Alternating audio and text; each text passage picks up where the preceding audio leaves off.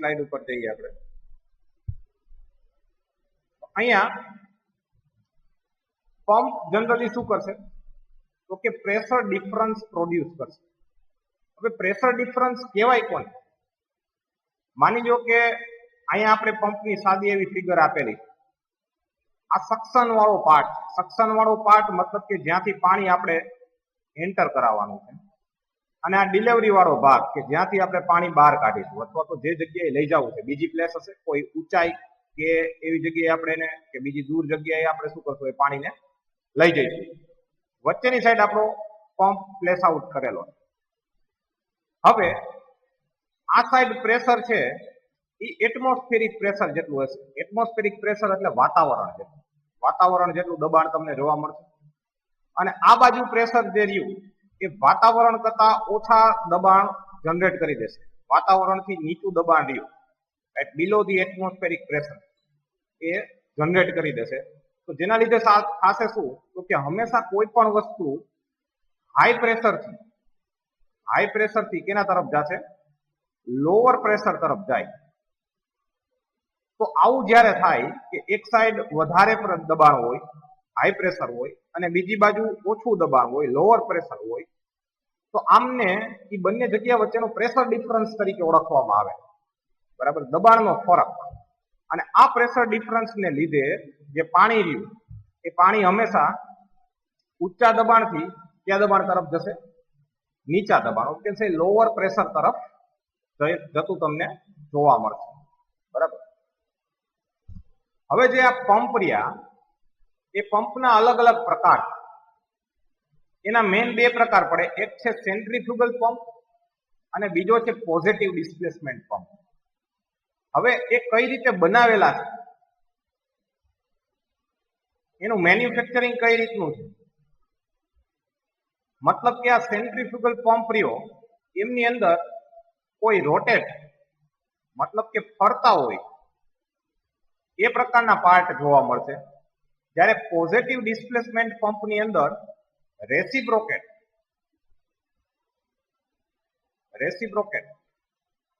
થતા હોય એ પ્રકારના પાર્ટ જોવા મળશે. હવે આ રેસિપ્રોકેટ એટલે શું?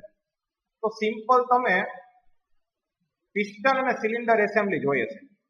આ જે ભાગ છે એને પિસ્ટન તરીકે સિલિન્ડર તરીકે ઓળખવામાં આવશે, અને વચ્ચે આ રીતના કોઈ પિસ્ટન હશે. બરાબર. હવે આ પિસ્ટન શું કરશે? અપ એન્ડ ડાઉન મુવમેન્ટ કરતું હોય. આ અપ એન્ડ ડાઉન ઉપર નીચે થતી મુવમેન્ટ એ પ્રકારની ગતિને આપણે રેસિપ્રોકેટ તરીકે ઓળખવામાં આવે. એના તરીકે ઓળખીશું, રેસિપ્રોકેટ તરીકે ઓળખીશું. જ્યારે સેન્ટ્રીફ્યુગલ પંપની અંદર કોઈ રોટેટ મતલબ કે ફરતો હોય એ પ્રકારનો પાર્ટ તમને જોવા મળશે. બંને પંપનું કામ સેમ જ છે, પરંતુ બેના એપ્લિકેશન અલગ અલગ જગ્યાએ છે, ઉપયોગો અલગ અલગ જગ્યાએ છે. જો તમે આ જે પંપ બતાવેલો છે એ સેન્ટ્રીફ્યુગલ પંપ છે. અહીંયા તમે જોશો તો એક ચક્ર જેવો ભાગ આપેલો છે જેને ઇમ્પેલર તરીકે ઓળખવામાં આવે છે. અને આ ઇમ્પેલર તરફથી જે રહ્યું એ રોટેટ થશે, અને આ રોટેશનના લીધે એ પ્રેશર ડિફરન્સ પ્રોડ્યુસ કરશે. રેડી. અહીંયા સક્શન સાઈડ પ્રેશર છે એ ઓછું હશે, એટલે જેથી કરી અને પાણી શું થશે? ખેંચાશે, અને ખેંચાઈને બીજી તરફ શું થશે? ધકેલી શકશે.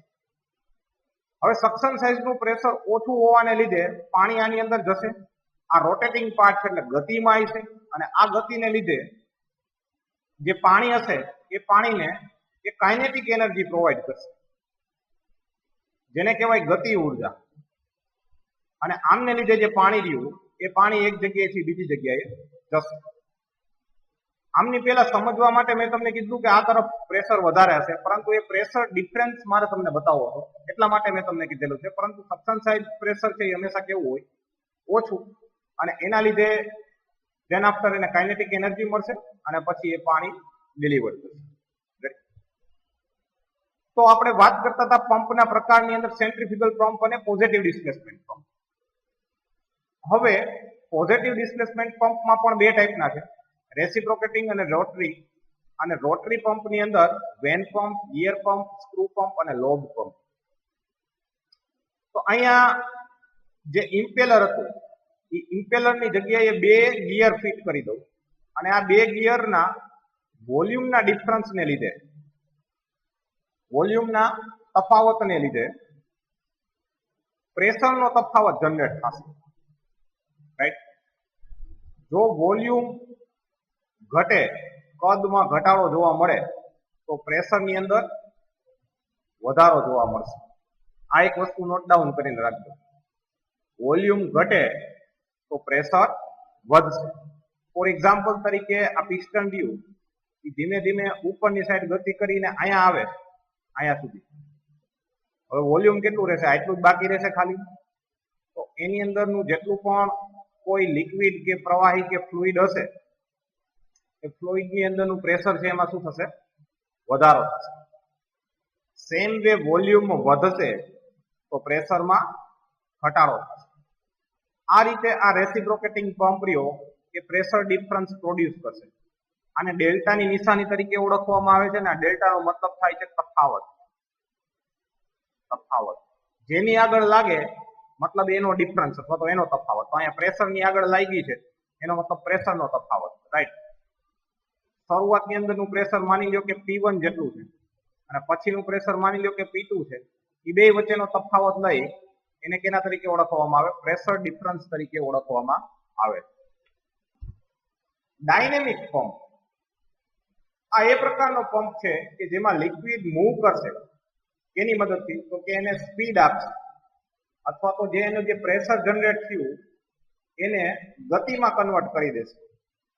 રાઈટ? જેમ કે આપણું આ સેન્ટ્રીફ્યુગલ પંપ અને મોટા ભાગે આ ઇન્ડસ્ટ્રી છે, ઇરિગેશન એટલે ખેતીવાડીઓ છે, વોટર પ્લાન્ટ છે, આ બધી જગ્યાએ આ પ્રકારના ડાયનેમિક પંપનો ઉપયોગ થાય છે.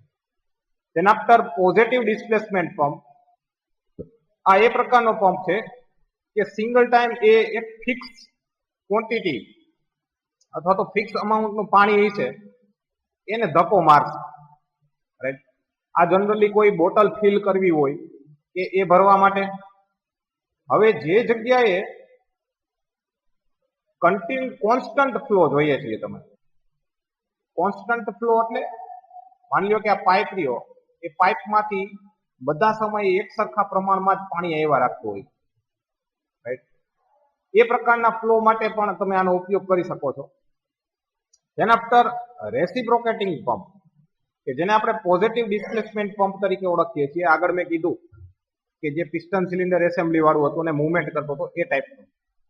અને અહીંયા પિસ્ટન છે એ મૂવ કરશે આગળની તરફ અને પાછળની તરફ. આ પ્રકારની મૂવમેન્ટને ટુ એન્ડ ફ્રો મૂવમેન્ટ તરીકે ઓળખવામાં આવે. બે ફિક્સ પોઈન્ટ વચ્ચે મૂવમેન્ટ કરે. માની લો કે આપણું આ સિલિન્ડર છે તો પિસ્ટન છે મેક્સિમમ ડિસ્ટન્સ અહીંયા સુધી ટ્રાવેલ કરશે અને ઓછામાં ઓછું એ અહીંયા સુધી જઈ શકશે. એટલે આ જે પેલો પોઈન્ટ અને આ બીજો પોઈન્ટ છે એ બંને પોઈન્ટની વચ્ચે એનું કન્ટિન્યુઅસલી મૂવમેન્ટ ચાલુ હોય તો આ પ્રકારની ગતિ એને ટુ એન્ડ ફ્રો મૂવમેન્ટ અથવા તો પોઝિટિવ ડિસ્પ્લેસમેન્ટ મૂવમેન્ટ તરીકે ઓળખવામાં આવે છે. અહીંયા પોઝિટિવ ડિસ્પ્લેસમેન્ટ એટલા માટે કીધું કે અહીંયા કોઈ પણ પ્રકારનું સ્લીપ નથી થતું, સ્લીપ થતી નથી. રાઈટ? સો આના લીધે જે પાણી રહ્યું એ પાણી કન્ટિન્યુઅસલી શું થશે? મૂવ થશે અથવા તો ફોરવર્ડ મોશનમાં આવશે. જનરલી આપણે ત્યાં યુઝ થતો હેન્ડ પંપ જેને આપણે સિમ્પલ સાદી ભાષામાં ડંકી તરીકે ઓળખીએ છીએ એ આમનું બેસ્ટ એક્ઝામ્પલ છે. તેના આફ્ટર રોટરી પંપ. રોટરી પંપની અંદર કોઈ રોટેટિંગ પાર્ટ્સ, ફરતા હોય એવા પાર્ટ્સ મૂકેલા હશે જેમ કે ગિયર, સ્ક્રૂ, વેન અથવા તો લોબ. આ ટાઈપના વસ્તુઓ મૂકેલી હશે અને આ બે ગિયર, જનરલી આ પેલું ગિયર અને આ બીજું ગિયર, એના ઉપર આવી રીતના તીથ મતલબ કે દાંતા આવેલા હશે. આના ઉપર આ બીજો ગિયર ઉપર આવી રીતના તીથ, એ એકબીજાની અંદર મેસિંગ થશે, ભેગા થશે અને પાછા છૂટા પડશે એટલે અહીંયા વોલ્યુમ એટલે કદનો તફાવત જનરેટ થશે અને એના લીધે પ્રેશર ડિફરન્સ જનરેટ થશે જેથી કરીને પાણી શું થશે? આગળ જશે. આ મોટા ભાગે ઓછી જગ્યા અને કોઈ વિસ્કોસિટી વાળી એટલે કે વધારે ઘટ્ટ પ્રવાહી તમારે લઈ જવાનું હોય જેમ કે લ્યુબ્રિકેટિંગ ઓઇલ, આને મૂવમેન્ટ કરાવવા માટે આપણે આ પ્રકારના પંપનો ઉપયોગ કરીએ છીએ, બરાબર. હવે અહીંયા આગળ બાકીની સ્લાઇડની અંદરની વસ્તુઓ ગુજરાતીમાં આપેલી છે, તો તમે વિડીયોને પોઝ કરી અને ગુજરાતીમાં પણ વાંચી શકો છો.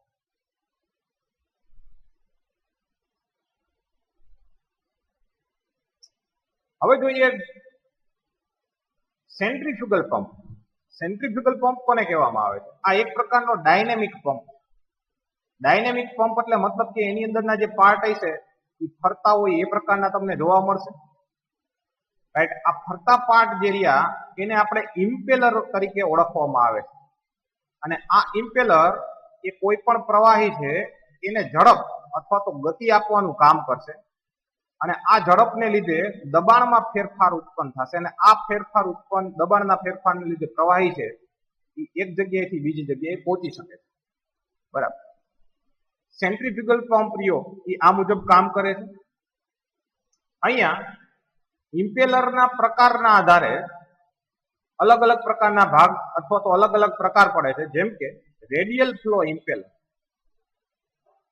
એક્સિયલ ફ્લો ઇમ્પેલર અને મિક્સ ફ્લો ઇમ્પેલર. હવે રેડિયલ ફ્લો ની અંદર માની લો કે આ પંપ છે, તો પાણીનું ઇનલેટ અહીંયાથી હશે અને આઉટલેટનો પાઇપ કંઈક આ રીતના રાખેલો હશે, અને અહીંથી આઉટલેટમાં બહાર જતો હશે.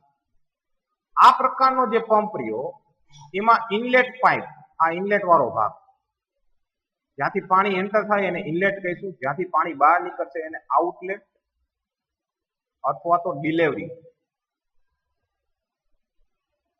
અને ઇનલેટને સક્શન તરીકે પણ ઓળખવામાં આવે, સક્શન.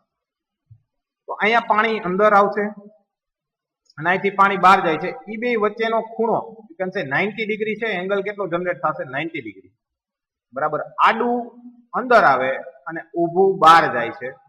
આ પ્રકારનું જો ફ્લો થતો હોય, બરાબર, પાણી વહેતું હોય આ પ્રકારે, ફ્લો એટલે વહેવું, રાઈટ. પાણી આ પ્રકારે વહેતું હોય તો આપણે એને કહીશું રેડિયલ ફ્લો ઇમ્પેલર. જ્યારે એક્સિયલ ફ્લો ઇમ્પેલર ની અંદર પાણી જે દિશામાંથી એન્ટર થયું હોય છે એ જ દિશામાંથી શું થશે? બહાર નીકળશે, બરાબર. તો આ ઇનલેટ છે, અહીંયા આઉટલેટ છે. જે દિશામાં અંદર જાય છે એ જ દિશામાંથી બહાર નીકળશે. તો આમને એક્સિયલ ફ્લો ઇમ્પેલર તરીકે ઓળખવામાં આવે છે. અને મિક્સ ફ્લો ઇમ્પેલર ની અંદર આ બંનેમાં ભેગા કરી અને કોઈ પણ પાર્ટ રહ્યો એનો યુઝ કરી અને આપણે ફ્લો કરાવીએ છીએ, જેમ કે રેડિયલ પાર્ટ અથવા તો એક્સિયલ પાર્ટ, રાઈટ. જેમ કે ઇરિગેશન માટેનો પંપ વાડીઓની અંદર મોટા ભાગે વપરાય છે. અને આ પ્રકારનો જે પંપ રહ્યો જનરલી રેડિયલ ફ્લો પંપ છે, તો રેડિયલ ફ્લો ઇમ્પેલર વાળો પંપ જે રહ્યો એ મોટા ભાગે આપણી ઘરે નોર્મલ વોટર સપ્લાય પંપ, આપણી ઘરની અંદર મોટા ભાગના આ પ્રકારના પંપ આપણે ફિક્સ આઉટ કરેલા છે, રાઈટ.